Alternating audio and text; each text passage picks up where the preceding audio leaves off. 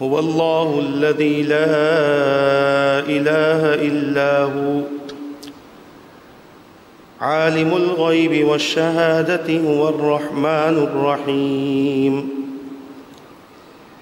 هو الله الذي لا إله إلا هو الملك القدوس السلام المؤمن المهيمن العزيز الجبار المتكبر سبحان الله عما يشركون هو الله الخالق البارئ المصور له الأسماء الحسنى يسبح له ما في السماوات والأرض وهو العزيز الحكيم صدق الله العظيم نحمده ونصلي ونسلم على رسوله الكريم أما بعد فأعوذ بالله من الشيطان الرجيم بسم الله الرحمن الرحيم لو أنزلنا هذا القرآن على جبل لرأيته خاشعا متصدعا من خشية الله آمنت بالله صدق الله العظيم وصدق رسوله النبي الأمين المختار الكريم يا أيها الذين آمنوا صلوا عليه وسلموا تسليما اللهم صل وسلم وبارك على سيدنا ومولانا محمد وعلى آله وأصحابه وبارك وسلم صلاة وسلاما دائما عليك وعلى آلك وأصحابك يا رسول الله صلی اللہ تعالی علیہ وسلم۔ عزیزان ملت اسلامیہ،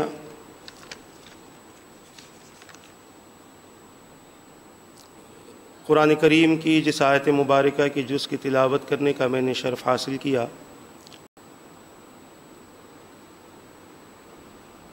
اللہ تبارک و تعالیٰ کا ارشاد پاک ہو رہا ہے، جس کا معنی اور مفہوم یہ ہے: اگر ہم اس قرآن کو کسی پہاڑ پر نازل کرتے تو اے مخاطب تم ضرور دیکھتے اس کو جھکا ہوا اور اللہ کے خوف سے ریزہ ریزہ ہوتا ہوا۔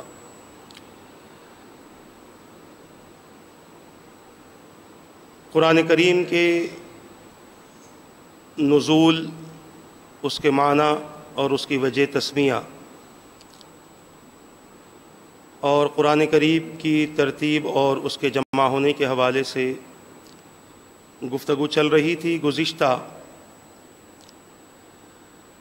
قرآن کریم کو کس طریقے سے ترتیب دیا گیا اور کس طریقے سے قرآن پاک کو جمع کیا گیا، اس کے حوالے سے گفتگو کی گئی تھی، اور ساتھ ہی ساتھ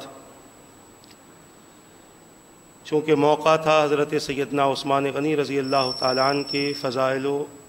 مناقب پر بھی مختصر سی گفتگو کی گئی تھی۔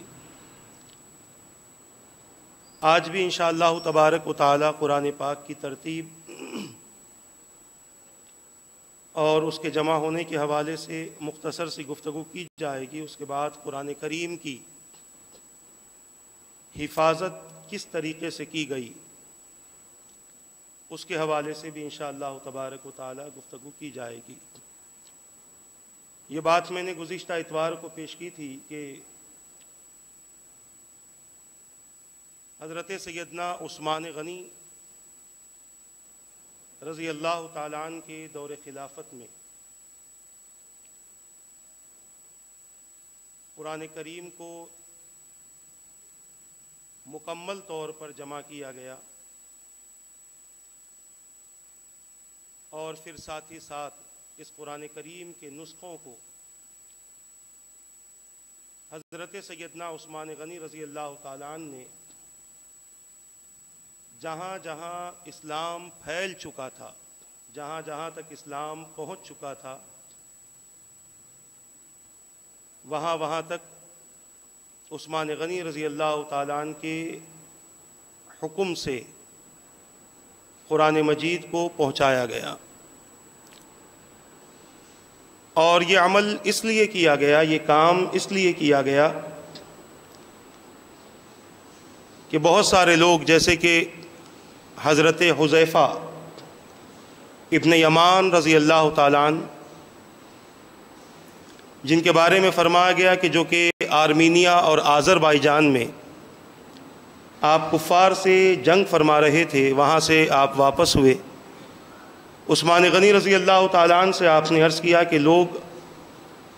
قرآن کریم کے متعلق اختلافات شروع کر رہے ہیں، اور ان اختلافات کی سب سے بڑی وجہ یہ ہے کہ بعض وہ باتیں جو حضور پاک صلی اللہ تعالی علیہ وسلم نے قرآن کی تفسیر کے طور پر فرمائی تھی، بعض لوگوں نے اسے بھی قرآن سمجھ کر اپنے پاس میں محفوظ کر لیا تھا۔ اور محفوظ کرنے کا طریقہ بھی میں نے بتلایا تھا کہ پہلے کے دور میں اونٹ کی ہڈیاں چونکہ بہت بڑی ہوتی ہیں، اونٹ کی ہڈیوں پر قرآن لکھ لیا جاتا تھا، یا کھجور کے پٹھوں پر، یا مختلف کاغذوں پر قرآن لکھ کر اپنے پاس میں اس کو جمع کر لیتے تھے۔ اور چونکہ اس دور میں زیادہ سے زیادہ حافظ قرآن تھے، یعنی انہیں قرآن کتاب میں دیکھ کر پڑھنے کی ضرورت نہ تھی، بلکہ زیادہ سے زیادہ حافظ قرآن تھے، اس کی وجہ سے اس دور میں قرآن کریم کو کتابی شکل نہ دی گئی۔ اور دوسری وجہ یہ تھی کہ ابھی قرآن کریم کے نزول کا سلسلہ جاری تھا، جس کی وجہ سے قرآن کریم کو کتابی شکل نہ دی گئی تھی۔ مگر اس کے باوجود جیسے جیسے قرآن کریم نازل ہوتا، رسول پاک صلی اللہ تعالی علیہ وسلم اپنے صحابہ کے سامنے اس قرآن کو پیش فرماتے، اور حضرت زید ابن ثابت رضی اللہ تعالیٰ عنہ جو آپ کی خدمت میں رہا کرتے تھے، حضور پاک صلی اللہ تعالی علیہ وسلم انہیں سمجھا دیتے کہ قرآن کی اس آیت کو اس آیت کے بعد میں رکھو، تاکہ جس طریقے سے لوح محفوظ میں قرآن پاک موجود ہے، اسی طریقے سے قرآن پاک امت کے پاس میں رہے، اسی حالت میں قرآن پاک امت کے حالت میں رہے، امت کے پاس میں رہے اسی حالت میں۔ اب اس سے یہ سمجھ میں آ گیا کہ رسول پاک صلی اللہ تعالی علیہ وسلم قرآن کریم کو ترتیب دینے والی ذات ہے، یعنی حضور نے جس طریقے سے قرآن کریم کو ترتیب دیا ہے، آج اسی طریقے سے قرآن کریم موجود ہے، مگر اس کو کتابی شکل دینے والے حضرت سیدنا عثمان غنی رضی اللہ تعالیٰ عنہ کی ذات ہے، ترتیب دینے والی مصطفیٰ کی ذات ہے، اور کتابی شکل دینے والی حضرت سیدنا عثمان غنی رضی اللہ تعالیٰ عنہ کی ذات ہے۔ اسی لیے آپ کو جامع القرآن کہا جاتا ہے، قرآن کریم کو جمع کرنے والے اور قرآن کریم کو جمع کر کے امت کے سامنے پیش کرنے والے۔ اب جب سیدنا عثمان غنی رضی اللہ تعالیٰ عنہ نے اس قرآن کریم کو ترتیب دے دیا، تو آپ اگر قرآن کریم میں غور سے پڑھیں گے تو آپ کو پتہ چلے گا، میں تھوڑا قرآن کے حوالے سے سمجھا دوں تاکہ یہ ہمارے ذہن میں بیٹھ جائے کہ قرآن کس طریقے سے جمع ہوا ہے، اور آج جو قرآن ہمارے پاس میں محفوظ ہے، جیسے بعض لوگ یہ کہتے ہیں کہ قرآن کے کچھ پاروں کو مٹا دیا گیا، قرآن کے کچھ سوروں کو مٹا دیا گیا، قرآن کی کچھ آیتوں کو منسوخ کر دیا گیا، تو یقیناً صحابہ میں سے یہ بات کسی کی ہمت نہ تھی کہ کوئی ایسا عمل کر دے کہ اللہ کے کلام کو مٹا دے، اللہ کے احکامات کو منسوخ کر دے۔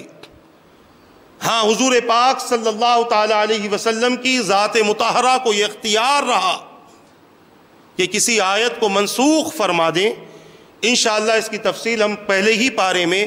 ایک آیت ہے 13ویں رکوع میں، ما ننسخ من آیت او ننسیہا ناتی بخیر منہا او مثلیہا،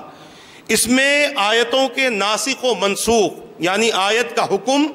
باقی رہنا اور آیت کے حکم کو ختم کر دینے کے حوالے سے ایک تفصیلی انشاءاللہ تبارک و تعالی گفتگو ہوگی، مگر آج صرف یہ سمجھ لیں کہ صحابہ کرام نے پوری امانت کے ساتھ، پوری دیانت داری کے ساتھ اس کلام کو ہم تک پہنچایا ہے جو کلام آسمان سے جبرائیل امین مصطفیٰ تک لاتے تھے، اور اس کلام کو ہم تک پہنچایا ہے جو کلام انہوں نے اللہ کے کلام کے نام پر مصطفیٰ سے سنا ہے۔ حضور پاک صلی اللہ تعالی علیہ وسلم سے جس کلام کی انہوں نے سماعت کی ہے، صحابہ کرام نے وہی کلام ہمارے سامنے پیش کیا ہے۔ ہاں، حضرت سیدنا عثمان غنی رضی اللہ تعالیٰ عنہ نے کچھ حصوں کو جلا ڈالا جو صحابہ کے پاس میں لکھے تھے، اور یہ وہ حصے تھے کہ جو بظاہر قرآن نہ تھے، تفسیر قرآن تھے، جن کو بعضوں نے قرآن کا حصہ سمجھ لیا تھا، جن کو بعض لوگوں نے قرآن کا حصہ سمجھ لیا تھا۔ جیسے آج بھی کچھ لوگ ہیں جو اس بات پر اختلاف کرتے ہیں کہ قرآن کے 30 نہیں بلکہ 40 پارے ہیں، 10 پارے چھپا دیے گئے، جلا دیے گئے، اور یہ جلانے والے کون؟ تو صرف عثمان غنی رضی اللہ تعالیٰ عنہ کا نام آئے گا۔ یہاں پر یہ بات سمجھنے کی ہے کہ کس دور میں جلایا گیا، کس دور میں 10 پاروں کو ختم کر دیا گیا۔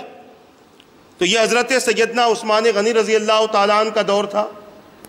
اس کے بعد حضرت سیدنا علی رضی اللہ تعالیٰ عنہ کا دور آیا۔ وہ حضرت علی جو رسول پاک صلی اللہ تعالی علیہ وسلم کے کسی گستاخ کو یا حضور کے حکم کی کسی مخالفت کرنے والے کو برداشت نہ کرے، وہ حضرت علی برداشت کر سکتے تھے کہ 10 پارے مٹا دیے جائیں اور وہ خاموش رہیں؟ وہ حسنین کریمین، وہ امام حسین رضی اللہ تعالیٰ عنہ جو اسلام کی تقدس اور اسلام کے تحفظ کی خاطر اپنی جان قربان کر دیں، کیا وہ برداشت کر سکتے تھے کہ قرآن کے 10 پارے کوئی صحابی جلا دے یا قرآن کے 10 پاروں کو کم کر دے؟ ہرگز ایسا نہیں ہو سکتا تھا۔ انہوں نے خاموشی اختیار کی، اور ان کے خاموشی اختیار کرنے کا مقصد یہ رہا کہ حضور نے جو قرآن پیش کیا ہے، عثمان غنی نے وہی قرآن جمع کیا ہے۔ وہی قرآن ہے جو حضرت سیدنا عثمان غنی رضی اللہ تعالیٰ عنہ نے جمع کیا، اور وہی قرآن ہے جو مولا علی بھی پڑھتے تھے، امام حسین بھی پڑھتے تھے، اور آج تک وہی قرآن پڑھا جا رہا ہے جو حضرت سیدنا عثمان غنی رضی اللہ تعالیٰ عنہ نے کتابی شکل میں قوم کے سامنے پیش کیا ہے۔ عزیزان ملت اسلامیہ، یقیناً عثمان غنی رضی اللہ تعالیٰ عنہ نے ان زائد چیزوں کو جلا دیا کہ جو ظاہر میں قرآن تو نہ تھے، مگر بعض لوگوں کا نظریہ یہ تھا کہ یہ بھی قرآن ہے، حالانکہ وہ قرآن نہ تھے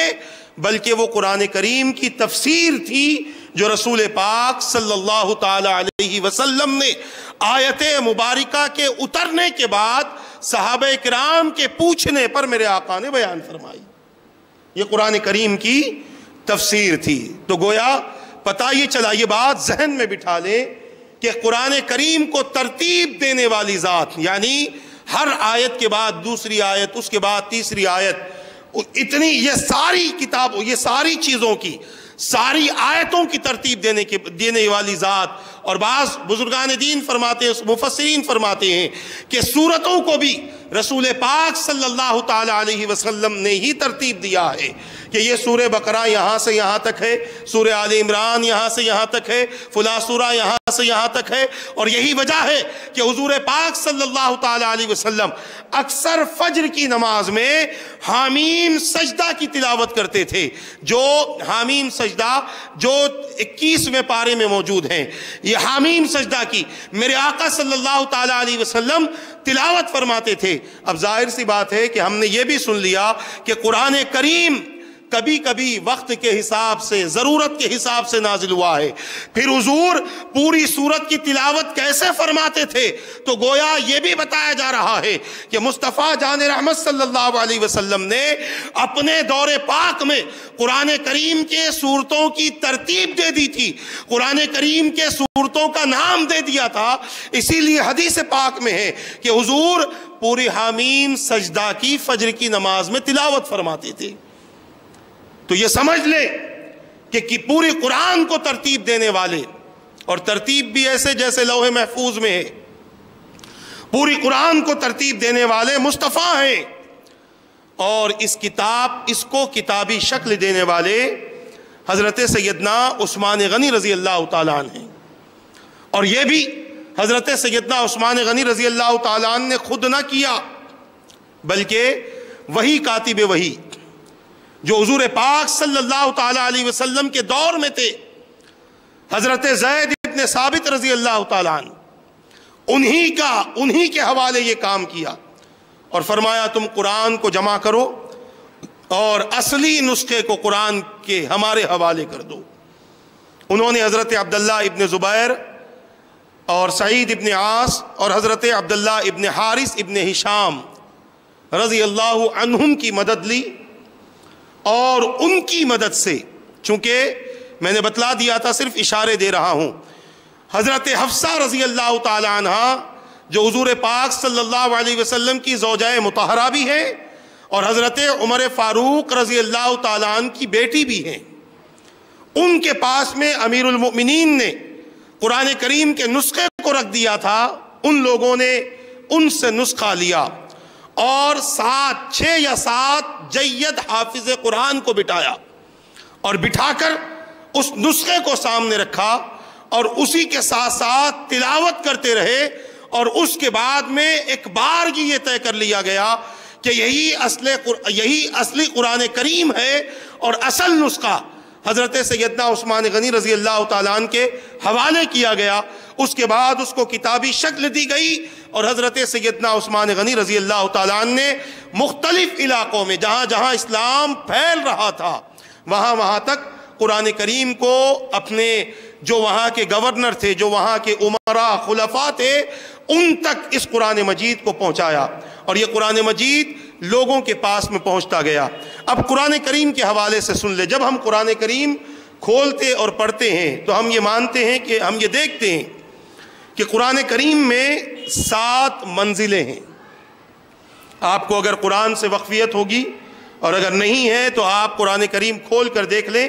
اس میں 7 منزلیں ہیں، اور یہ 7 منزلیں اس لیے رکھی گئی، اور یہ بھی حضرت سیدنا عثمان غنی رضی اللہ تعالیٰ عنہ کے دور ہی میں لگ بھگ ہوا ہے کہ 7 منزلیں، یعنی 7 حصے قرآن کے بنائے گئے، 7 بڑے بڑے حصے قرآن کریم کے بنائے گئے، تاکہ کوئی اگر یہ چاہے کہ قرآن کریم کو جلدی ختم کرے تو اس کے لیے 7 دنوں میں قرآن کریم کو مکمل کرنا اور مکمل تلاوت کرنا آسان ہو جائے، اس لیے 7 منزلیں بنائی گئیں۔ اب وہ منزلیں کہاں سے شروع ہوتی ہے، کہاں پر ختم ہوتی ہے، اس کو مختصر سے وقت میں آپ سماعت فرما دیں۔ پہلی منزل سورہ فاتحہ سے شروع ہوتی ہے، اور سورہ نساء جو 5ویں پارے میں ہے، 6ویں پارے کے 4تھے رکوع میں وہاں ختم ہوتی ہے۔ دوسری منزل سورہ نساء ختم ہوتے ہی سورہ مائدہ شروع ہے، سورہ مائدہ سے سورہ یونس، سورہ مائدہ سے سورہ توبہ پر ختم ہوتی ہے جو 11ویں پارے پہ ختم ہوتا ہے۔ تیسری منزل سورہ یونس سے، یعنی سورہ توبہ کے بعد کا سورہ ہے، سورہ یونس سے سورہ نحل پر ختم ہوتی ہے جو 14واں پارہ ختم ہوتا ہے، اور چوتھی منزل سورہ بنی اسرائیل یعنی 15ویں پارے کے شروع سے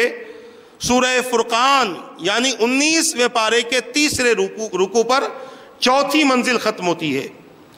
اور 5ویں منزل سورہ شعراء سے شروع ہوتی ہے اور سورہ یاسین پر ختم ہوتی ہے۔ 6ٹھی منزل سورہ صافات سے شروع ہوتی ہے اور سورہ حجرات پر ختم ہوتی ہے، اور 7ویں منزل سورہ قاف سے شروع ہوتی ہے اور سورہ ناس پر ختم ہوتی ہے۔ یعنی اگر کوئی بندہ یہ چاہے کہ اسے کم دنوں میں قرآن کریم کو مکمل کرنا ہے تو وہ 7 دن میں قرآن کریم کو 7 منزلوں پر رکتے ہوئے قرآن کریم کو مکمل کر سکتا ہے۔ اب اس کے بعد پھر فرمایا گیا، پھر اس قرآن کریم کے 30 حصے کیے گئے، جس کو آج ہم 30 پارے کہتے ہیں۔ قرآن کریم کے 30 حصے کیے گئے جس کو ہم 30 پارے کہتے ہیں۔ یہ آج کا نہیں ہے بلکہ یہ حضرت سیدنا عثمان غنی رضی اللہ تعالیٰ عنہ کے دور ہی سے ہے۔ اور یہاں یہ بات ذہن میں رکھ لیں کہ جب قرآن کریم نازل ہوا تو قرآن کریم میں زیر زبر پیش نہیں تھا، زیر زبر پیش قرآن کریم میں نہیں تھا، کیونکہ وہ عربی داں تھے، عربی جانتے تھے، عربی لغت سے وہ لوگ واقف تھے، لہذا عربیوں کے درمیان میں قرآن نازل ہوا، اسی لیے زیر زبر پیش کی ضرورت نہ پڑی، کیونکہ وہ لوگ مشہور تھے، لغت جانتے تھے، جس کی بنیاد پر بغیر زیر زبر پیش کے وہ قرآن پڑھ لیتے تھے، انہیں ضرورت نہ تھی۔ مگر چونکہ اسلام پھیل رہا تھا، دین پھیل رہا تھا، اور یہ دین ایسا دین تھا کہ جو ایک مختصر سے علاقے کے لیے نہیں آیا تھا، محدود زمانے کے لیے نہیں آیا تھا، بلکہ یہ دین ساری دنیا کے لیے آیا تھا اور سارے زمانوں کے لیے آیا تھا۔ قیامت تک کے لیے یہ دین باقی رہنے والا ہے، قیامت تک کے لیے قرآن باقی رہنے والا ہے، قیامت تک کے لیے اللہ کا حکم باقی رہنے والا ہے۔ انسان کتنا بھی بدل جائے، نہ قرآن کا حکم بدل سکتا ہے، نہ دین کا حکم بدل سکتا ہے۔ انسان اپنے آپ کو کس قدر تبدیل کر لے، مگر اس کے تبدیل ہونے سے دین کا حکم تبدیل نہ ہوگا۔ مسلمان اپنے آپ کو کتنا بھی تبدیل کر لے، اس کے تبدیل کرنے سے دین کا حکم تبدیل نہ ہوگا، بلکہ دین کا حکم وہی ہوگا جو آج سے 1400 سال پہلے تھا۔ قرآن کا حکم وہی ہوگا جو آج سے 1400 سال پہلے تھا۔ اللہ کا قانون وہی رہے گا جو آج سے 1400 سال پہلے تھا۔ یہ نہیں کہ اس دور میں شراب عام نہ تھی، اب عام ہو گئی، ہم استعمال کرتے رہیں۔ تم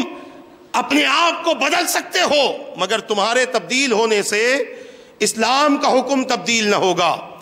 قرآن کا حکم تبدیل نہ ہوگا۔ شراب ایک گلاس پیو یا ایک قطرہ پیو، قرآن نے حرام کہہ دیا ہے، حرام ہے۔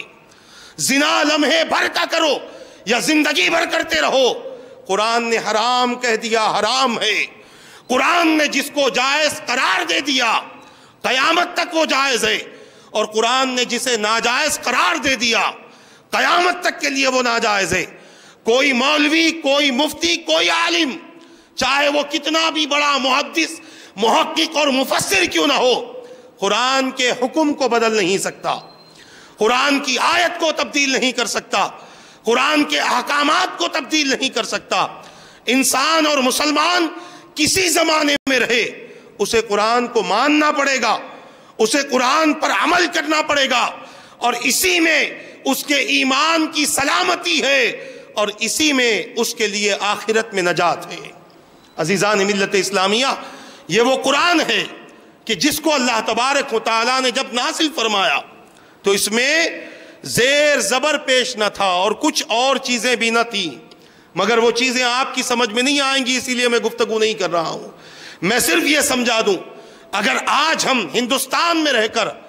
زیر زبر پیش اگر نہ ہو اور ایسا قرآن ہمیں دے دیا جائے تو ہم اسے پڑھ نہیں سکتے۔ اور اللہ معاف کرے، بہت سارے تو ایسے ہیں زیر زبر پیش ہے تب بھی قرآن نہیں پڑھ سکتے، قرآن پڑھنا ہی نہیں آتا، سیکھا ہی نہیں ہے، ماں باپ نے توجہ نہیں دلائی، بڑوں نے بتایا ہی نہیں ہے کہ بیٹا اس کو پڑھو۔ اس کے علاوہ وہ انگلش کی بڑی بڑی کتابیں پڑھ لے گا، پی ایچ ڈی کی بڑی بڑی کتابیں اس کے پاس میں، لاء کی بڑی بڑی کتابیں اس کے پاس میں، ڈگری کی بڑی بڑی کتابیں اس کے پاس میں ہیں۔ جس طرح سے، جس روانی کے ساتھ میں آج کا نوجوان انگلش پڑھ لیتا ہے اسی روانی کے ساتھ میں وہ قرآن پڑھ ہی نہیں سکتا، کیونکہ ماں باپ نے یہ سمجھا کہ یہ اگر بچہ پڑھے گا تو یہ ہمارے لیے بہت بڑا ذریعہ بن جائے گا، یہ بچہ پڑھے گا تو یہ ہمارے لیے بہت بڑا ذریعہ بن جائے گا۔ مگر افسوس یہ ہے کہ جب بچہ وہ پڑھ لیتا ہے نہ وہ اپنے گھر کا رہتا ہے نہ اپنے ماں باپ کا رہتا ہے، کہیں کا نہیں رہتا، بلکہ وہ اپنی خود کی زندگی الگ گزارنا چاہتا ہے۔ آج کتنے بچے ہیں، یہ ہمارے محلے کی بات ہی نہیں بلکہ کسی محلے کی بات کر لیں، کتنے ایسے بچے ہیں جو اپنے ماں باپ کی نہ سنتے ہیں نہ ماں باپ کی مانتے ہیں۔ وجہ کیا ہے؟ وجہ یہی ہے کہ ہم نے انہیں جو چیز سکھانی تھی وہ سکھائی نہیں، اور جس کو بعد میں سکھانا تھا، جو ہماری آخرت کی ضرورت نہ تھی بلکہ زندگی کے مختصر سے ایام کی ضرورت تھی، اس میں ہم نے ایسا مصروف کر دیا کہ وہ بچہ اسی کا ہو گیا، نہ گھر کا رہا نہ ماں باپ کا رہا۔ اور وہی اگر بچے کو قرآن کریم کی تعلیم دیتے تو بچہ اپنے ماں باپ کا بھی ہوتا، اپنے گھر کا بھی ہوتا، اور معاشرے کے اندر ایک انقلاب پیدا کرنے والا بن جاتا۔ عزیزان ملت اسلامیہ، آج زیر زبر پیش ہے قرآن میں، پھر بھی ہمیں معلوم نہیں ہے، پتہ ہی نہیں ہے۔ اور بہت سارے حضرات روایتی طور پر قرآن کو پڑھ لیتے کہ قرآن ہمیں پڑھنا اس لیے ہے کہ کبھی کسی کی مغفرت ہو جائے، کسی کی بخشش ہو جائے، کسی کی نجات ہو جائے، اسی لیے قرآن ہم پڑھتے ہیں۔ حالانکہ قرآن، میں بارہا کہہ رہا ہوں کہ قرآن صرف تلاوت کے لیے نہیں بلکہ ہدایت کے لیے نازل کیا گیا ہے۔ ہماری ساری زندگی کی جتنی ضرورتیں ہوتی ہیں ان تمام ضرورتوں کا ذکر قرآن کرتا بھی ہے اور راستے بھی بتلاتا ہے۔ مگر آج ہمارے پاس میں اتنا وقت نہیں، انشاءاللہ جب فضائل قرآن پر گفتگو ہوگی تو ہم اس پر گفتگو کریں گے۔ تو میں یہ عرض کر رہا تھا کہ قرآن کریم جب نازل ہوا زیر زبر پیش اس میں نہ تھا۔ اب اس کے بارے میں ایک روایت یہ ہے کہ چونکہ عربی لوگ تو پڑھ لیتے تھے مگر بعض ایسے عربی داں بھی تھے کہ جو لغت سے واقف نہیں تھے، وہ لوگ بھی قرآن پڑھنے میں غلطیاں کر رہے تھے۔ تو اس دور میں ایک بڑا ظالم شخص تھا جس نے ہزاروں کو ختم کروایا تھا، جس کا نام حجاج ابن یوسف لکھا گیا۔ بہت ظالم شخص تھا، مگر اس نے ایک ایسا کارنامہ انجام دیا کہ اس کی وجہ سے قرآن کریم میں زیر زبر و پیش لگائے گئے، اور اسی کی وجہ سے قرآن کریم کے سورتوں کے نام لکھے گئے۔ اور بعض مفسرین یہ بھی بیان فرماتے ہیں کہ حضرت سیدنا عثمان غنی رضی اللہ تعالیٰ عنہ کے دور میں جو قرآن لکھا گیا تھا اس میں نقطے بھی نہ تھے، اعراب بھی نہ تھے، رکوع بھی نہ تھے، پارے بھی نہ تھے۔ اور یہ اعراب، نقطے، رکوع اور پاروں کی ترتیب دینے والے ابو اسود تابعی ہیں۔ یہ ایک تابعی ہیں جو حضور پاک صلی اللہ تعالیٰ علیہ وسلم کے زمانے سے لگ کر جن کا زمانہ ہے، ابو اسود تابعی ہیں جنہوں نے حجاج ابن یوسف کے حکم سے یہ کام کیا۔ یعنی عربی داں تھے، بہت زیادہ قرآن سے واقف تھے، بہت زیادہ لغت سے واقف تھے۔ اب اس کے بعد میں قرآن میں مد وغیرہ نہ تھے جو ہم کھینچ کر پڑھتے ہیں قرآن کی کچھ آیتوں کو اور کچھ الفاظ کو، تو قرآن میں مد وغیرہ بھی نہ تھے۔ تو پھر خلیل ابن احمد فرائیدی نے مد اور وقف وغیرہ کی علامات قرآن میں لگائیں۔ وقف کہتے ہیں کہ کہاں پر رکنا ہے، جس کو ہم اپنی زبان میں کہتے ہیں کہ مخارج بھی کہتے ہیں، اور یہ وقف وغیرہ کہتے ہیں کہ کہاں پر ہم کو رکنا ہے۔ جب ہم قرآن پڑھتے ہیں، مشہور آیت میں آپ کے سامنے پیش کروں، جب ہم ختم قرآن پڑھتے ہیں تو اس میں ہم پڑھتے ہیں ربنا لا تؤاخذنا ان نسینا او اخطأنا ربنا ولا تحمل علینا اصرا کما حملته علی الذین من قبلنا ربنا ولا تحملنا ما لا طاقت لنا بھی۔ یہاں پڑھنے کے بعد میں پھر ہم پڑھتے واعف عنا۔ تو یہاں پر اگر ہم قرآن پڑھیں گے تو وہاں لکھا ہوگا وقفہ، اس کے بعد ہم پڑھتے ہیں وغفر لنا، پھر وہاں بھی لکھا ہوتا ہے وقفہ، پھر لکھا ہوتا ہے ورحمنا، وہاں بھی لکھا ہوتا ہے وقفہ۔ وقفہ کہتے ہیں کہ سانس کو روک کر رک جانا، سانس کو روک کر رک جانا۔ اور کیوں رکنا؟ اب ہم کہتے ہیں واعف عنا، کہ ہمارے رب ہمیں معاف کر دے۔ اب اگر ایک ہی ساتھ ہم پڑھتے چلے جائیں واعف عنا واغفر لنا ورحمنا انت مولانا فانصرنا علی القوم الکافرین، تو ہم جو اپنی ضرورت خدا کو بیان کرنا چاہتے ہیں وہ بیان نہیں کر پا رہے۔ جلدی جلدی میں بیان کیا، نکل گئے کہ ہمارے رب ہمیں معاف کر دے، ہماری مغفرت فرما دے، ہم پر رحم فرما دے، تو ہی ہمارا مددگار ہے، کافروں پر ہمیں مدد عطا فرما۔ تو یہ جلد بازی میں ہو گیا، مگر یہاں پر وقفہ لگا دیا گیا واعف عنا، کہ ہمارے رب ہمیں معاف فرما دے۔ تو گویا اتنی دیر تم وقفہ کرو کہ تمہیں یہ یقین ہو جائے کہ رب نے تمہیں معاف کر دیا ہے، پھر کہو وغفر لنا، اے ہمارے رب ہماری مغفرت فرما۔ اتنی دیر رکو کہ تمہیں یہ یقین ہو جائے کہ رب نے مغفرت کر دی ہے، پھر کہو ورحمنا، اے ہمارے رب ہم پر رحم فرما۔ اتنی دیر رکو کہ تمہیں یہ یقین ہو جائے کہ رب نے تم پر رحم کر دیا ہے، پھر کہو انت مولانا فانصرنا علی الکافرین۔ تو گویا وقفے کا حکم اس لیے دیا گیا تاکہ تم اپنی ضرورت کو نہ صرف خدا کی بارگاہ میں پیش کرو بلکہ اس ضرورت کو پا بھی لو، اس ضرورت کو حاصل بھی کر لو۔ گویا ہم یقین کر لیں، ہم کہیں واعف عنا، پھر ہمیں یہ یقین ہو جائے رب نے معاف کر لیا۔ یہ سوچنے میں کتنی دیر لگتی ہے، اتنی دیر وقفہ کیا جائے،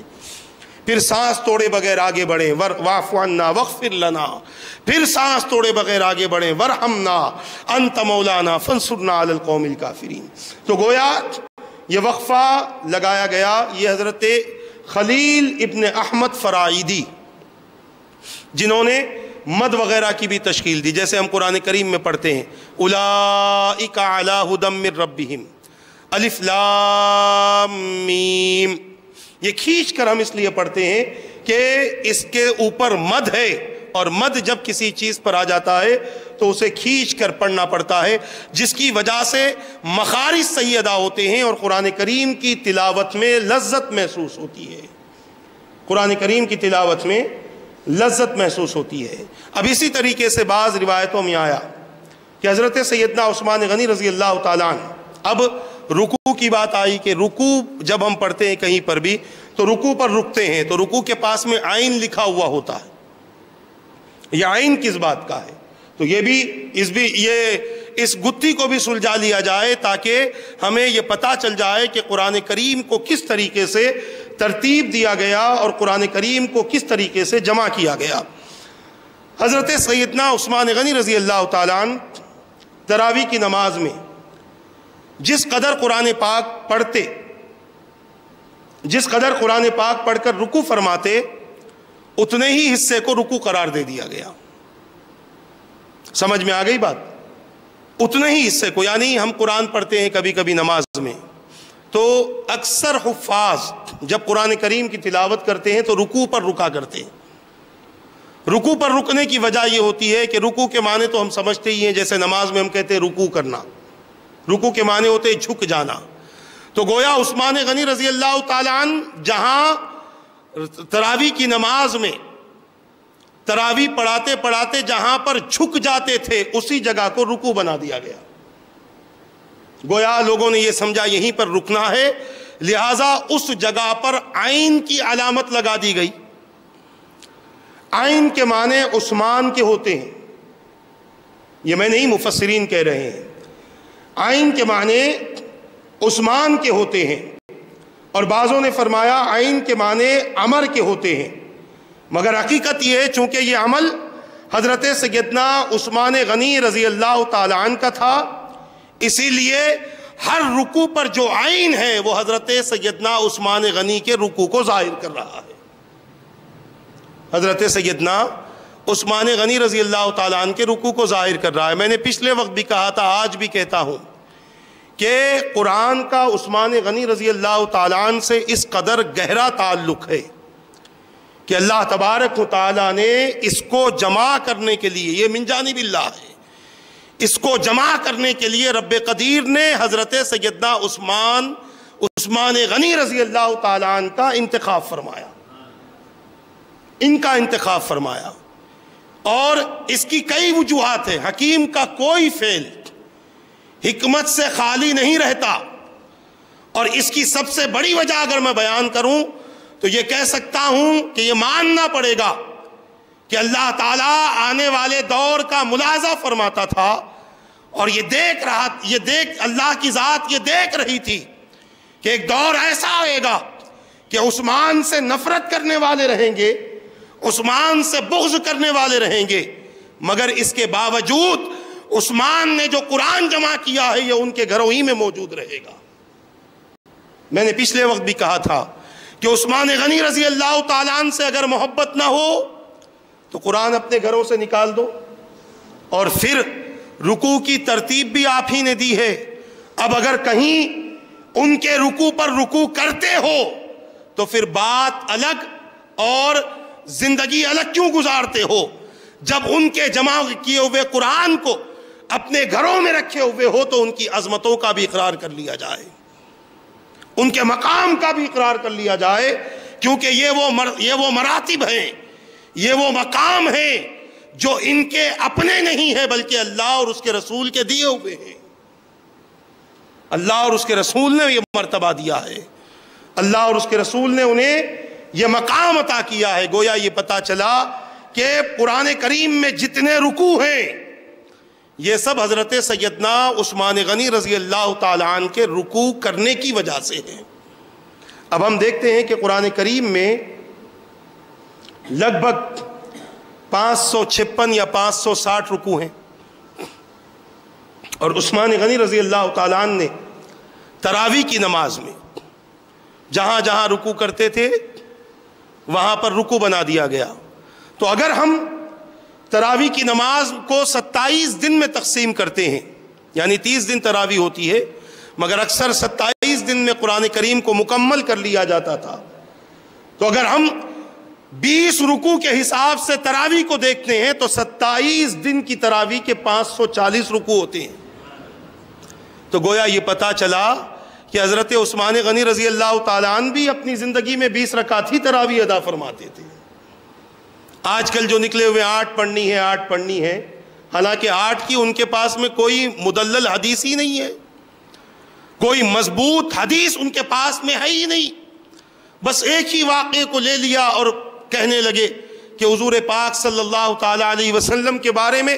ام المؤمنین نے فرمایا کہ رسول پاک صلی اللہ علیہ وسلم رمضان اور غیر رمضان میں 11 رکعت نماز ادا فرماتے،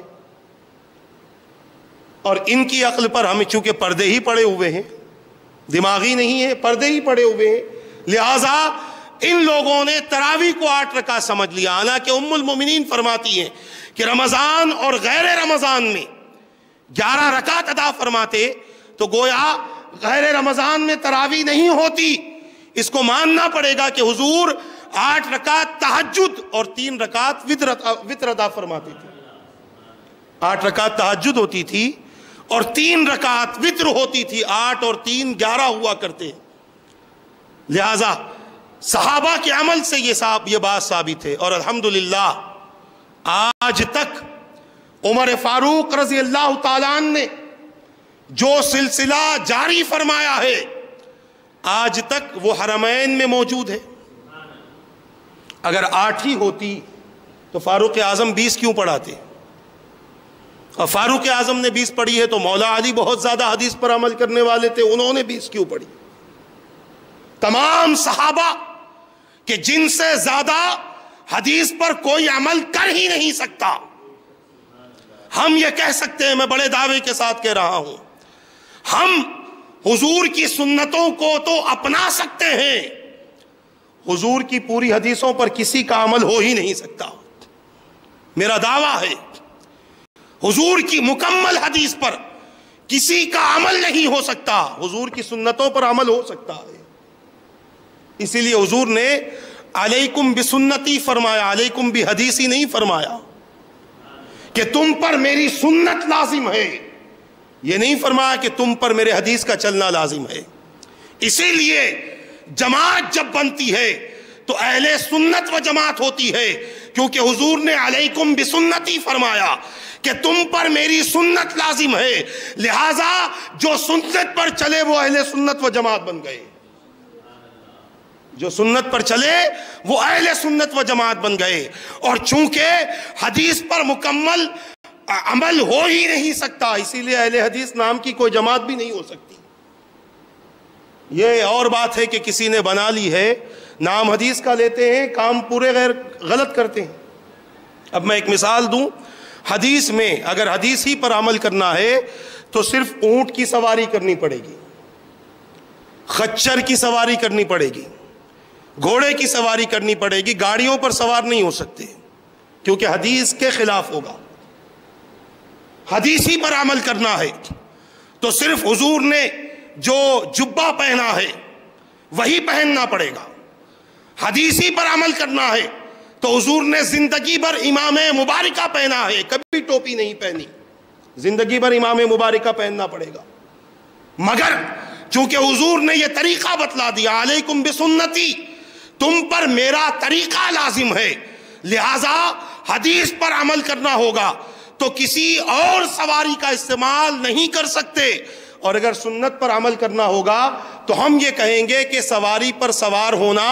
مصطفیٰ کی سنت ہے، تو گاڑی بھی سواری کی ایک شکل ہے، اس پر بھی سوار ہو گئے تو سنت مصطفیٰ ادا ہو گئی۔ اور اگر حدیث ہی پر عمل کرنا ہوگا تو بہت بڑی مشکلیں آئیں گی۔ آپ اس زمین پر یہاں مسجد میں نماز ہی نہیں پڑھ سکتے کیونکہ حدیث میں کہیں پر بھی پختہ مسجد کا ذکر ہی نہیں ہے۔ عزیزان ملت اسلامیہ، بس حدیث کا نام لے کر گمراہ کرنا، چونکہ حضور نے فرمایا تھا کہ ایک دور وہ آئے گا، ایک امت کا ایک فرقہ ایسا ہوگا جو میرا ہی نام لے کر میری امت کو گمراہ کرے گا، اور وہی ہو رہا ہے۔ حدیث کا نام لے کر امت کی گمراہی کو، امت کو گمراہ کیا جا رہا ہے، امت کے اعمال اور امت کے عقیدوں کو تباہ کیا جا رہا ہے۔ خیر، مجھے بتانا مقصد وہ نہیں ہے، میں یہ بتانا چاہتا ہوں کہ رسول پاک صلی اللہ تعالی علیہ وسلم کی حدیث کو اگر اور حدیث پر چلنے والی جماعت کو دیکھنا ہو تو صحابہ کی جماعت کو دیکھو کہ انہوں نے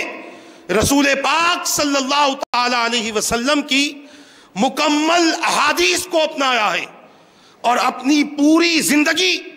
رسول پاک صلی اللہ تعالی علیہ وسلم کے فرمان کے مطابق گزار دی۔ آج اتنے بڑے بڑے دعوے کرنے والے ہیں نا کہ ہم اس پر چلتے ہیں، ہم حدیث پر چلتے ہیں، ہم فلاں پر چلتے ہیں،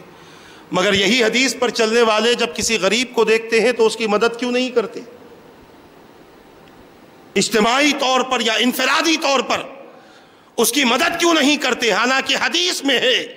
کہ جب تم کسی پریشان حال کو دیکھو، مفہوم بیان کر رہا ہوں، کہ جب تم کسی پریشان حال کو دیکھو تو اس کی پریشانی دور کرو۔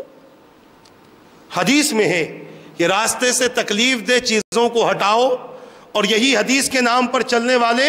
راستے سے تکلیف دہ چیزیں ہٹانا دور کی بات ہے، راستوں ہی میں تکلیف دہ چیزیں ڈال دیتے۔ دیکھیے کئی مقامات پر کہ راستوں میں ایسی چیزیں ڈال دیتے ہیں کہ چلنے والوں کو دشواریاں پیدا ہو جائے۔ عزیزان ملت اسلامیہ، بولنا بہت آسان ہوتا ہے، کرنا بہت مشکل ہوتا ہے، اور اسلام بولنے کی تعلیم نہیں دیتا، اسلام کرنے کی تعلیم دیتا ہے۔ اسی لیے قرآن کہتا ہے یا ایھا الذین آمنوا لما تقولون ما لا تفعلون، اے ایمان والو وہ کہتے کیوں ہو جو تم کر کے نہیں دکھا سکتے۔ تو پتہ یہ چلا کہ اسلام بولنے کی تعلیم نہیں دیتا، اسلام کر کے دکھانے کی تعلیم دیتا ہے، اور بولنے سے زیادہ اثر کر کے دکھانے پر ہوتا ہے، بولنے سے زیادہ اثر کر کے دکھانے پر ہوتا ہے۔ اسی لیے میں عرض کر رہا تھا کہ حدیثوں پر صحابہ کرام نے جس طریقے سے عمل کیا ہے، گویا ایسا عمل صحابہ کے بعد میں اپنی پوری زندگی میں کوئی نہیں کر سکتا۔ سنت پر چل سکتا ہے، حدیث پر چلنا بہت زیادہ مشکل ہے، اور آج کے دور میں ناممکن ہے۔ اور میں یہ نہیں کہتا محال ہے، کیونکہ اگر کوئی چل سکتا ہے تو یقیناً اللہ کا فضل اگر اس کے ساتھ ہو، اس کا یقین کامل ہو، تو اللہ تبارک و تعالی یقیناً اس راہ پر چلنے کے لیے اس کے لیے آسانیاں پیدا کر سکتا ہے۔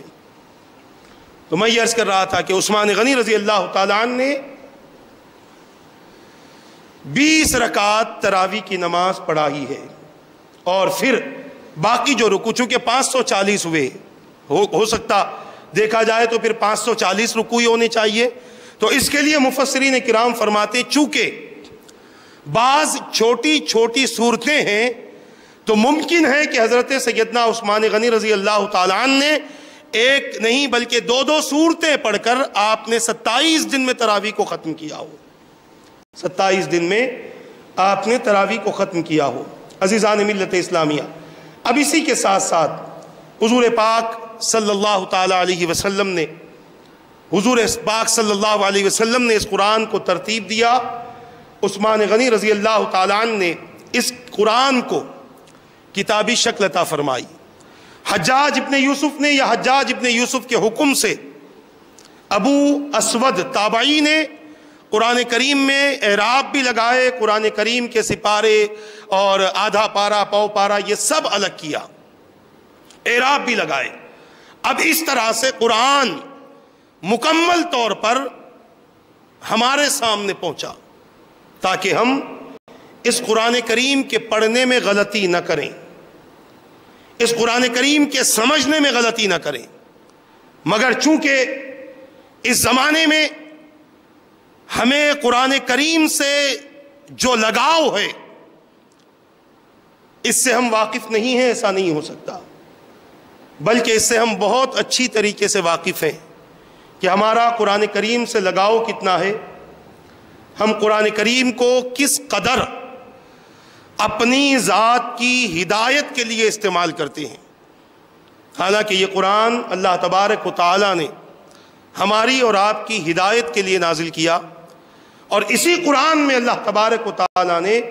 کامیابی بھی رکھی ہے، اور اسی قرآن میں رب قدیر نے اپنے اس قرآن کے پڑھنے والوں کے لیے عزت بھی رکھی ہے اور آخرت میں نجات بھی رکھی ہے۔ یہ قرآن کے حوالے سے گفتگو تھی جس میں ہم یہ سمجھنے کی کوشش کر رہے تھے کہ اللہ تبارک و تعالیٰ کے حکم سے قرآن کریم کو کس طرح سے ترتیب دیا گیا اور کس طرح سے جمع کیا گیا۔ یہاں یہ بات ذہن میں رکھ لیں کہ جو لوگ یہ کہتے ہیں کہ قرآن کریم کے اور زیادہ پارے تھے اور زیادہ صورتیں تھیں، گویا وہ لوگ یہ سمجھ لیں کہ قرآن کریم کا وہ حصہ جو زائد تفسیر کے طور پر تھا، حضرت عثمان غنی رضی اللہ تعالیٰ عنہ نے بڑی ہی امانت کے ساتھ صحابہ کی، وہ صحابہ جو قرآن کو لکھا کرتے تھے، ان کی اتفاق رائے سے ان حصوں کو جلا دیا، اور یہ 30 پارے جو ہمارے پاس میں موجود ہیں یہی قرآن کریم، اصل قرآن کریم ہے، اور ویسے ہی ترتیب میں ہے جیسے ترتیب لوح محفوظ میں ہے، جیسے لوح محفوظ میں یہ قرآن موجود ہے۔ اب آج چوتھی فصل شروع کرتے ہیں۔ ہم نے اب تک شروع سے، جب سے یہ تفسیر کا سلسلہ، درس تفسیر کا سلسلہ شروع ہوا ہے، شروع سے ہم نے 3 باتوں پر گفتگو کی ہے۔ سب سے پہلے تھا قرآن کا معنی اور اس کی وجہ تسمیہ۔ دوسری بات تھی قرآن کریم کے حوالے سے کہ قرآن کریم کا نزول کس طریقے سے ہوا، اور آج تیسری بات مکمل ہوئی کہ قرآن کریم کو کس طرح سے ترتیب دیا گیا اور کس طریقے سے قرآن کریم کو جمع کیا گیا۔ اب ہم چوتھی گفتگو شروع کرتے ہیں کہ قرآن پاک کی حفاظت، قرآن پاک کی حفاظت کس طریقے سے کی گئی۔ سب سے پہلے یہ بات ذہن میں بٹھا لیں کہ قرآن سے پہلے بھی کتابیں نازل ہوئیں۔ حضرت سیدنا داؤد علیہ السلام پر زبور نازل ہوئی، حضرت سیدنا موسیٰ علیہ السلام پر توریت نازل ہوئی، حضرت سیدنا عیسیٰ علیہ السلام پر انجیل نازل ہوئی۔ مگر صرف انہی کتابوں پر، صرف یہی کتابیں نہ تھیں، بلکہ اس سے پہلے بھی اللہ تبارک و تعالیٰ نے مختلف انبیاء پر صحیفے نازل فرمائے۔ صحیفے ہم کہیں گے ہماری زبان میں کتابچے، چھوٹی چھوٹی کتابیں جو ہوتی ہیں، اور جس دور میں، جس قوم میں جو نبی تھے، یا تو وہ نبی اپنی زبان کے ذریعے قوم کو پیغام دے دیتے تھے، اللہ کا حکم پا کر قوم کو سمجھاتے تھے، یا پھر دوسرا طریقہ یہ تھا کہ کتابیں ان کے پاس میں بھیج دی جاتی تھیں، جو زبان وہ جانتے تھے اس زبان میں آسمان سے کتابیں نازل ہوتی تھیں اور یہ کتابیں ان کے حوالے کر دی جاتی تھیں کہ اب تمہیں یہ کتاب پڑھنا ہے، یہ کتاب پڑھ کر اللہ کے احکامات کو ماننا ہے، اس کو سمجھنا ہے، اس پر عمل کرنا ہے، اور دوسرے اس دین اور اس مذہب سے تعلق رکھنے والے کو بھی اس کتاب کا علم سمجھانا۔ اور یہ بات ذہن میں رکھ لیں کہ ایک نبی ایک قوم سے جاتے تھے تو کچھ وقت کے بعد اسی قوم میں دوسرے نبی آتے تھے، کچھ وقت کے بعد اسی قوم میں دوسرے نبی آتے تھے۔ اسی لیے جب انبیاء کی گنتی کی گئی تو مفسرین اور محققین فرماتے ہیں کہ کم و بیش 1,24,000 انبیاء اس فرش گیتی پر اللہ کے بندوں کی ہدایت کے لیے تشریف لائے۔ کم و بیش یعنی کم بھی ہو سکتے ہیں، زیادہ بھی ہو سکتے ہیں۔ 1,24,000 انبیاء کرام اللہ کے بندوں کی ہدایت کے لیے اس فرش گیتی پر تشریف لائے، اور ایک نبی جاتے تھے ایک قوم سے، کچھ وقت کے بعد دوسرے آ جاتے تھے، پھر احکامات انہیں سنائے جاتے، اللہ کا حکم سنایا جاتا۔ 3 بڑی قومیں ایسے گزری ہیں کہ جن کو کتابیں اور کئی مکمل کتاب ان کی ہدایت کے لیے مکمل کتاب انہیں دی گئی۔ توریت یہ چھوٹا سا کتابچہ نہ تھا بلکہ اچھی خاصی کتاب تھی، انجیل اور زبور۔ آخر اس کی وجہ کیا ہے؟ تو میں عرض کروں کہ حضرت داؤد علیہ السلام جس قوم میں تشریف لائے، داؤد علیہ السلام کی جماعت اور داؤد علیہ السلام کا گروہ اور داؤد علیہ السلام کی امت بہت بڑی تھی، کافی پھیلی ہوئی تھی، اسی لیے انہیں ایک مکمل کتاب دی گئی۔ آج تک اس دنیا میں داؤدی موجود ہیں جس کو ہم بوہرے کہتے ہیں، یہ حضرت سیدنا داؤد علیہ السلام کو ماننے والے لوگ ہیں، فرقہ داؤدی ہم اسے کہتے ہیں، یا پھر ایک اور فرقہ انہی میں ہے، اسے فرقہ داؤدی کہا جاتا ہے۔ آج تک عیسائی روئے زمین پر موجود ہیں، آج تک یہودی روئے زمین پر موجود ہیں۔ عزیزان ملت اسلامیہ، اسی لیے ان کی کتابوں کا ذکر بھی اللہ تبارک و تعالیٰ نے قرآن مقدس میں فرمایا۔ یہ لوگ بغیر کتاب کی امت نہیں ہیں، عیسائی بغیر کتاب کی امت نہیں ہے، یہودی بغیر کتاب کی امت نہیں ہے، داؤدی بغیر کتاب کی امت نہیں ہے، بلکہ ان سب کو کتابیں دی گئی تھیں، مگر جب انہیں کتابیں دی گئی تو میں نے پہلے ہی کہا تھا قرآن کریم کے نزول کے حوالے سے کہ ان لوگوں کو جب کتاب دی گئی تو ایک ساتھ پوری کتاب دے دی گئی، ایک ہی وقت میں دے دی گئی۔ یہ نہیں کہ الگ الگ حکم آتا گیا، کتاب بنتی گئی، لکھتے گئے، جمع کرتے گئے، بعد میں کتابی شکل دی گئی، ایسا نہ تھا، بلکہ ایک ساتھ انہیں کتاب دے دی گئی۔ اور ظاہر سی بات ہے کہ اگر ایک ساتھ ہمیں کوئی کتاب مل جائے، ہم بچے ہیں، ہمیں معلوم نہیں، ہمارے گھر والے ہمیں کتاب دے دے تو ہم وہ اس کتاب کا کیا کریں گے؟ کھولیں گے، اس کے بعد میں کہیں بھی پھینک دیں گے۔ ایسا ہوتا ہے نا؟ ہم ہمارے بچوں کو دیکھ لیں جو نرسری میں پڑھتے ہیں، فرسٹ کلاس تک بچوں کو دیکھ لیں، یو کے جی ایل کے جی میں جو جاتے ہیں، ایل کے جی یو کے جی میں جو جاتے ہیں، آپ انہیں اسکول سے لا کر مہنگی مہنگی کتاب دیں، اس کتاب کو لے لیں گے اور پھر پھینک دیں گے، گما دیں گے، کھو جائے گی کتاب۔ اب بعض ایسے ہوتے ہیں جب ایل کے جی کے بعد سے فرسٹ کلاس میں گئے، فرسٹ سیکنڈ میں گئے، جب انہیں معلوم پڑا کہ کتابوں کی اہمیت کیا ہے، تو ان لوگوں کی عادت یہ ہوگی کہ کتاب تو رکھیں گے مگر پینسل اور پین سے اس پر لکیریں مارتے چلے جائیں گے، اسے ربر سے مٹانے کی کوشش کریں گے، پھاڑ دیں گے، کچھ نہ کچھ کریں گے۔ مگر جب یہی بچہ ہائی کلاس میں چلا جاتا ہے، 4th 5th 6th 7 میں چلا جاتا ہے، اور جب اسے پتا چلتا ہے کہ یہ کتاب وہ ہے کہ اگر اس کو میں کھو دوں گا تو میرے لیے مشکل ہو جائے گی، اس پر لکیریں مار دوں گا تو میرے لیے مشکل ہو جائے گی، اور اگر اسی کتاب کو میں پڑھوں گا، سمجھوں گا، تو مجھے لوگ تعلیم یافتہ کہیں گے، مجھے لوگ قابل کہیں گے۔ تو سن لو، یہ مثال ذہن میں رکھ کر سنو، ہم سے پہلے جن لوگوں کو کتابیں دی گئی، ان سے پہلے جن لوگوں کو صحیفے دیے گئے، یہ ان بچوں کی طرح تھے کہ جن بچوں کے ہاتھ میں کتابیں آئی اور انہوں نے کتابوں کو کھو دیا، انہوں نے کتابوں کو گما دیا، اور اس کے بعد جنہیں توریت، زبور اور انجیل ملی، یہ ان بچوں کی طرح ہوئے جنہوں نے کتابیں تو لے لی مگر ان کتابوں میں اپنی طرف سے لکھنا شروع کر دیا۔ اور حضور کی امت کی مثال ان بچوں کی طرح ہے جو قابل ترین ہیں اور جو کتاب کی اہمیت کو سمجھتے ہیں، اور یہ پتا ہے کہ اگر پڑھ لوں گا تو قابل بن جاؤں گا۔ حضور کی امت کی مثال یہی ہے کہ اگر حضور کی امت قرآن کریم کو پڑھ لے تو خدا کی قسم اس جیسی قابل امت روئے زمین پر کوئی نہ رہے گی، اس جیسی قابل امت روئے زمین پر کوئی نہ رہے گی۔ مگر آج ہم نے قرآن کے ساتھ میں وہ برتاؤ کیا ہے جو ایک چھوٹا بچہ اپنے اسکول کی کتابوں کے ساتھ کرتا ہے۔ افسوس کی بات ہے، ہمیں سمجھنے کی ضرورت ہے کہ اگر ہم نے یہ حرکت کر لی تو یاد رکھنا تباہی تو ہو ہی رہی ہے، بربادی ہو رہی ہے۔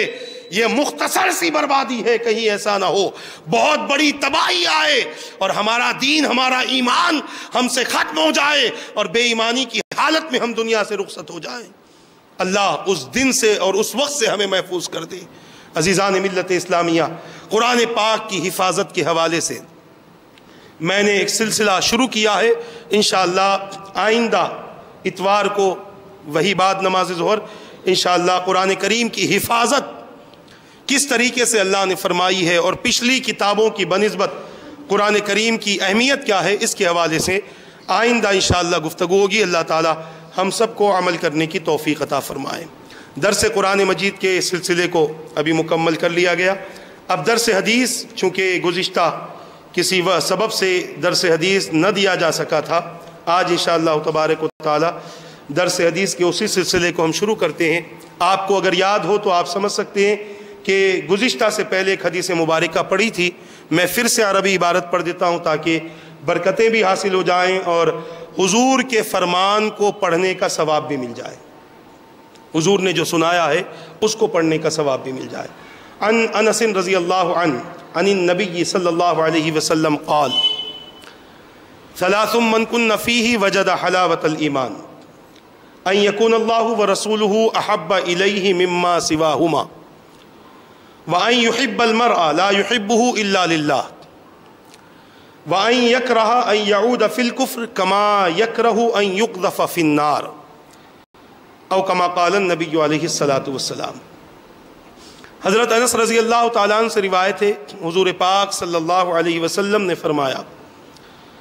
جس شخص میں یہ تین خصلتیں ہوں وہ ایمان کی مٹھاس ضرور پالے گا۔ تین عادتیں جس کے اندر موجود ہوں، اور وہ تین عادتیں کیا ہیں؟ میرے آقا صلی اللہ علیہ وسلم نے فرمایا کہ اللہ تعالیٰ اور اس کا رسول اسے تمام چیزوں سے زیادہ محبوب ہو، اور دوسری بات فرمائی جس شخص سے بھی اسے محبت ہو محض اللہ کی وجہ سے ہو، یعنی اللہ کے حکم پر عمل کرتا ہوا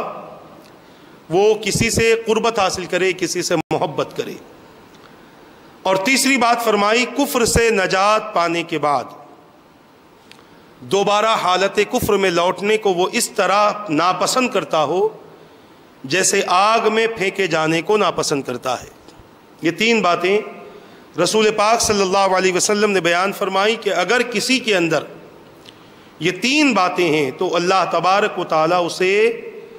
ایمان کی لذت عطا فرمائے گا، ایمان کی حلاوت عطا فرمائے گا۔ اور 3 باتوں میں سے پہلی بات پر میں نے گفتگو کی تھی کہ اللہ اور اس کا رسول تمام چیزوں سے زیادہ محبوب ہو،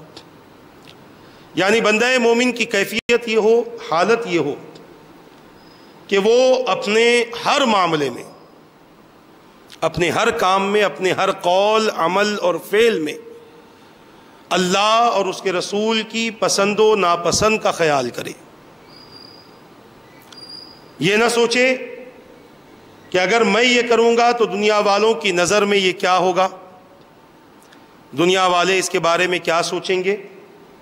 اسے یہ خیال نہ ہو، کیونکہ آپ کے کسی عمل کا بدلہ اور کسی برائی کا بدلہ اللہ کے علاوہ کوئی نہیں دے سکتا۔ یہ اور بات ہے کہ ہم جس ملک میں بھی رہیں اس ملک کے قوانین ہوتے ہیں اور قانون مختلف قسم کا ہوتا ہے، کسی کو جیل کی سزا، کسی کو 1 مہینہ، کسی کو 2 دن، کسی کو 3 دن، کسی کو زندگی بھر کی سزا ہوتی ہے، کسی کو کالا پانی کی سزا ہوتی ہے، مختلف سزائیں ہوتی ہیں، اور کام ایسے ہوتے ہیں جو بندہ کر لیتا ہے جس کی بنیاد پر اسے سولی بھی دے دی جاتی ہے، پھانسی پر لٹکا دیا جاتا ہے۔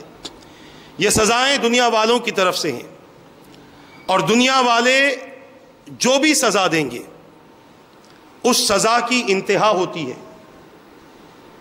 مگر اللہ اور اس کے رسول کی نافرمانی کرنے پر جو سزائیں اللہ نے رکھی ہیں اس سزا کی کوئی انتہا نہیں ہے۔ اب آپ دیکھیں، دنیا والے اگر ہمیں آگ میں جلا دیں تو ہمارا جسم جل کر خاک ہو جائے گا، مگر اللہ نے جہنم کی آگ کو ایسے بنایا ہے کہ جہنم کی آگ جلائے گی ضرور،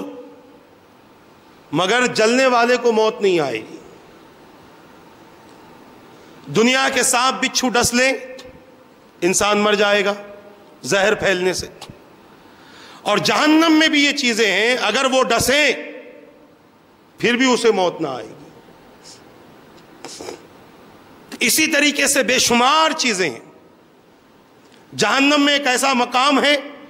کہ ایک آدمی کو جب اوپر سے پھینکا جائے گا تو اوپر سے نیچے گرنے کی مدت 500 سال کی ہوگی۔ دنیا کے 500 سال کی مدت ہوگی اوپر سے نیچے گرنے کی۔ اب اگر کوئی یہاں 3 منزل سے نیچے گرے تو رستے ہی میں مر جائے گا ڈر کر، مگر وہ 500 سال کی مدت میں گرے گا پھر بھی اسے موت نہ آئے گی۔ میں بتانا یہ چاہتا ہوں کہ دنیا والے سزا دیتے ہیں، ایک انتہا ہوتی ہے، یا تو سزا ختم ہو جاتی ہے یا سزا پانے والا ختم ہو جاتا ہے، مگر جہنم کی سزا کا یہ عالم ہوگا، نہ سزا ختم ہوگی نہ سزا پانے والا ختم ہوگا۔ اور اسی طرح جنت کے انعامات کی بھی بات ہے۔ جنت کی نعمتوں کا عالم یہ ہے کہ نہ جنت کی جزا ختم ہوگی نہ جزا پانے والا ختم ہوگا، بلکہ اسے جب تک اللہ چاہے گا اپنے انعامات سے مالا مال کرتا رہے گا۔ تو میں یہ عرض کرنا چاہتا ہوں کہ اللہ اور اس کے رسول کی محبت تمام چیزوں پر غالب آ جائے، اور جب یہ محبت غالب آ جاتی ہے تو دنیا والے ضرور اسے دیوانہ کہیں، مگر اللہ کی نظر میں روئے زمین پر اس سے زیادہ عقل مند کوئی ہو ہی نہیں سکتا۔ اللہ کے یہاں روئے زمین پر اس سے زیادہ عقل مند کوئی ہو ہی نہیں سکتا۔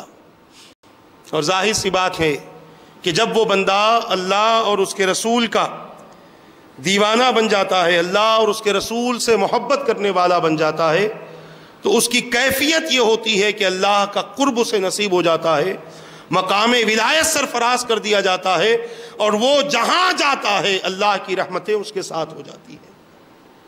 یہ اللہ سے محبت کرنے کا نتیجہ ہے کہ اپنی پوری توجہ اللہ اور اس کے رسول کے حکم پر رکھے، اور یہ نہ سمجھے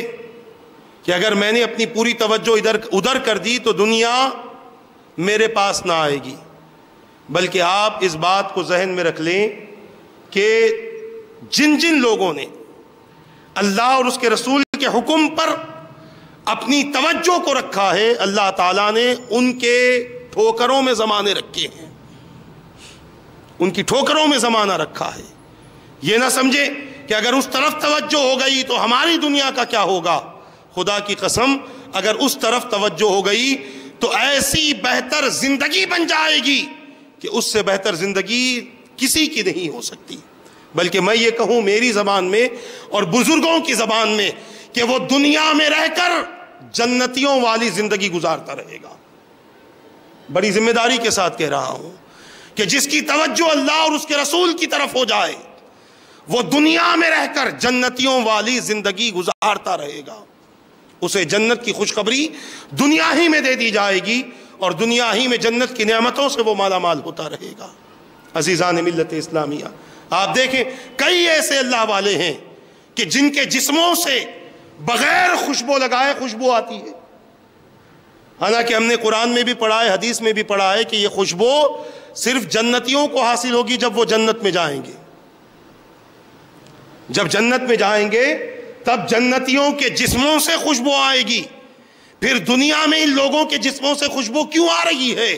تو گویا اللہ بتانا چاہتا ہے کہ میرے کچھ بندے روئے زمین پر ایسے ہیں جو رہتے زمین پر ہیں مگر حقیقت میں وہ جنت کی چیزوں کو حاصل کیا کرتے ہیں. عزیزان ملت اسلامیہ، تو میں یہ عرض کرنا چاہتا ہوں کہ اگر اللہ اور اس کے رسول کے ہو گئے تو اللہ تبارک و تعالی جنتیوں جیسی زندگی دنیا میں عطا فرما دے گا. یہ پہلی بات رہی. اس کے حوالے سے بہت زیادہ گفتگو ہے مگر آگے وہی حدیثیں آئیں گی جو میں آپ کو سنانا چاہوں گا. انشاءاللہ آگے اس کے حوالے سے گفتگو ہوگی. دوسری بات ایمان کی حلاوت کے لیے کہ کسی سے بھی آپ محبت کریں، محبت صرف اللہ کی وجہ سے ہو، یعنی اللہ کے حکم پر محبت ہو، اس لیے محبت ہو کہ یہ اللہ سے محبت کرتا ہے، یا اس لیے محبت ہو کہ اللہ نے اس سے محبت، اس سے ہمدردی، اس کا تعاون کرنے کا حکم دیا ہے، اس لیے اس سے محبت کی جائے. کسی کی دولت کو دیکھ کر، کسی کے حسن کو دیکھ کر، کسی کی طاقت کو دیکھ کر، کسی کے عہدے کو دیکھ کر، کسی کی امارت کو دیکھ کر، کسی کی جاگیر کو دیکھ کر اگر کوئی بندہ کسی سے محبت کرتا ہے تو یہ محبت اس کی کارآمد ثابت نہیں ہوگی، بلکہ محبت سامنے والے کسی بندے سے اس لیے کرے کہ میں اللہ نے مجھے حکم دیا ہے کہ ایک مومن دوسرے مومن کے ساتھ بھائی جیسا سلوک کرے، لہذا اس حکم کو پورا کرنے کے لیے میں فلاں بندے سے محبت کر رہا ہوں. اب اس کے بارے میں ایک مثال میں آپ کو دے دوں. ایک شخص کہیں سے آ رہا تھا یا کہیں جا رہا تھا، حدیث پاک میں، حدیث پاک کا مفہوم ہے. ایک فرشتہ انسانی شکل لے کر آیا، پوچھا کہاں جا رہے؟ کہا فلاں آدمی بیمار ہے، اسے دیکھنے جا رہا ہوں. پوچھا کوئی رشتہ تمہارا اس سے ہے؟ کہا نہیں، میں نے سنا ہے مسلمان ہے، بیمار ہے، میں ملنے جا رہا ہوں، عیادت کو جا رہا ہوں. کہا کوئی کاروباری لین دین تمہارا؟ اس نے کہا جب میں پہچانتا ہی نہیں ہوں تو میرا کاروباری لین دین کہاں سے ہوگا، میں کس طریقے سے اس سے لین دین کروں گا. فرشتے نے پوچھا پھر کیوں جا رہے ہو؟ کہا اللہ نے اور اس کے رسول نے حکم دیا ہے بیمار کی عیادت کرو، عیادت کرنے جا رہا ہوں. اس فرشتے نے کہا تمہیں خوشخبری ہو، میں اللہ کا فرشتہ ہوں اور میں تمہیں پوچھنے آیا تھا کہ تمہاری نیت کیا ہے، لہٰذا تمہاری نیت اچھی ہے، تمہارے اس عمل کی وجہ سے اللہ نے تمہیں جنتی قرار دے دیا، اللہ نے تمہیں جنتی قرار دے دیا. پتہ کیا چلا کہ اگر محبت اللہ تبارک و تعالیٰ کے لیے ہو تو اللہ تبارک و تعالیٰ اس کا بہترین بدلہ عطا فرماتا ہے. صرف محبت اللہ ہی کے لیے ہو، یہ نہیں کہ میں اس سے محبت کروں گا تو شاید کچھ مل جائے، کچھ مجھے میسر آ جائے، یہ ذہن میں نہ رکھا جائے. تیسری بات، حالت کفر میں لوٹنے کو وہ اس طرح سب ناپسند کرے جیسے آگ میں پھینکے جانے کو ناپسند کرتا ہے. یعنی ایک مرتبہ ایمان لا چکا تو ایمان لانے کے بعد اب اس پر لازم و ضروری ہے کہ اب وہ کفر کی طرف توجہ نہ کرے. یہ ایک تفصیل طلب گفتگو ہے، مختصر سے وقت میں صرف یہ سمجھانے کی کوشش کر لوں کہ حالت کفر میں یہ دور ایسا ہے کہ کوئی بھی ایسی بات ہماری زبان سے نکل جاتی ہے پھر ہم اپنے آپ کو مسلمان سمجھتے رہتے ہیں، حالانکہ ہمارا اسلام ہم سے نکل جاتا ہے. اس دور میں کئی گانے ایسے آ رہے ہیں، کئی فلمی نغمات آ رہے ہیں، کئی ڈرامے ایسے آ رہے ہیں کہ جس کی وجہ سے ہم اپنے آپ کو کفر کی طرف پہنچا رہے ہیں۔ اور انسان یہ محسوس کر لے اور یہ یقین کر لے کہ ہم مسلمان ہیں تو ہم جو ابتدا میں جو ہم نے کلمہ پڑھا تھا، مرنے تک اس کلمے کے ساتھ رہیں گے۔ میں نے قرآن کی ایک آیت بھی سنائی تھی، یا ایھا الذین آمنوا اتقوا اللہ حق تقاتہ ولا تموتن الا وانتم مسلمون، اے ایمان والو اللہ سے ڈرو جیسا کہ اس سے ڈرنے کا حق ہے، اور تمہاری موت نہ آئے مگر اس حالت میں کہ تم مسلمان رہو۔ تو لہٰذا حالت کفر میں یا ایسی چیزیں جو ہمیں کفر کے قریب کرتی ہیں، آپ دیکھیں آج ٹی وی پر ایسے ڈرامے آ رہے ہیں کہ جس کو دیکھنے کے بعد میں عقل کام نہیں کرتی کہ ہمارا ایمان بچا ہے کہ چلا گیا، اور مسلمان بڑی خوشی سے ان چیزوں کو دیکھ رہا ہے اور یہ کہتا ہے یہ تو سیریل ہے، مگر معلوم نہیں کہ سیریل کے پیچھے کیا راز ہے۔ ایک میں نے اخبار میں انٹرویو پڑھا تھا، ایک سیریل بنانے والی نے کہا تھا کہ ایک دور ایسا آئے گا کہ ہر مسلمان کے گھر میں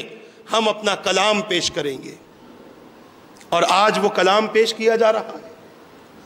اس کو آپ دوسری زبان میں سمجھ لیں، میں صرف اشارہ دے رہا ہوں۔ ہم اپنا کلام پیش کریں گے اور آج وہ کلام پیش کیا جا رہا ہے۔ ان کے معبودان باطل کی پرستش کر کے بتلایا جا رہا ہے، ان کے معبودان باطل کی قوت و طاقت کو بتلایا جا رہا ہے تاکہ مسلمان کبھی کبھی اپنے کاموں میں ان کی بھی مدد لے لیا کرے۔ اور کمزور ایمان والے تو کر بھی لیتے ہیں، کمزور دین والے یہ سب کر بھی لیتے ہیں کہ ہو سکتا ہے کہ اس طرف جانے سے کچھ ہماری بھلائی ہو جائے، اور جب نیت ایسی ہوتی ہے تو اللہ تعالیٰ ان سے وہ کام کروا دیتا ہے، پھر یہ ایمان کو چھوڑ دیتا ہے اور ہمیشہ کے لیے وہ کفر اختیار کر لیتا ہے۔ عزیزان ملت اسلامیہ، ایسے اعمال سے ہم بچیں، ایسی حرکتوں سے بچیں کہ جس کی وجہ سے ہمارا دین اور ہمارا ایمان خراب ہوتا ہو اور ہمارا عقیدہ بگڑتا ہو۔ اللہ تبارک و تعالی ہم سب کو ان باتوں پر عمل کرنے اور دوسروں تک پہنچانے کی توفیق عطا فرمائے۔ اے پروردگار، جو کچھ میرے کہنے میں غلطی ہوئی ہو مولا اپنے حبیب کے صدقے اسے معاف فرما دے، اپنے اور اپنے حبیب کی رضا والی زندگی گزارنے کی توفیق عطا فرما۔ اے پروردگار، قرآن کو سمجھنے، اس پر عمل کرنے اور اس کو عام کرنے کی توفیق عطا فرما برحمتک یا ارحم الراحمین۔ وما علینا الا البلاغ۔ صلاۃ و سلام کے لیے کھڑے ہو جائیں۔